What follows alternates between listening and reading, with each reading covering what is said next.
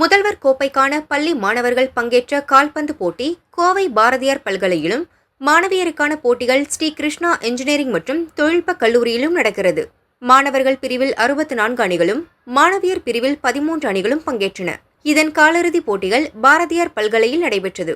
இதில் சூலூர் அரசு மேல்நிலைப் பள்ளி அணி, நேரு மெட்ரிக் மேல்நிலைப் பள்ளி அணியையும், கேபிஏ மெட்ரிக் மேல்நிலைப் பள்ளி அணி, கிக்கானி பள்ளி அணியையும், ஸ்டான்ஸ் ஆங்கிலோ இந்தியன் பள்ளி, சந்திரகாந்தி மெட்ரிக் பள்ளி அணியையும், புனித தாமஸ் மேல்நிலைப் பள்ளி அணி, பயணியர் மேல்நிலைப் பள்ளி அணியையும் எதிர்கொண்டன. ஸ்ரீ கிருஷ்ணா என்ஜினியரிங் கல்லூரி மைதானத்தில் மாணவியருக்கான கால்பந்து போட்டிகள் நடைபெற்றன. இதன் இறுதிப் போட்டியில் விவேக் வித்யாலயா மெட்ரிக் மேல்நிலைப் பள்ளி அணி 5-3 என்ற கோல் கணக்கில் மைக்கேல் ஜாப் மெட்ரிக் மேல்நிலைப் பள்ளி அணியை வென்று முதலிடம் பிடித்தது. புனித ஆன்ஸ் மெட்ரிக் பள்ளி அணி 3-0 என்ற கோல் கணக்கில் மணி மேல்நிலைப் பள்ளி அணியை வென்று 3ஆம் இடம் பிடித்தது.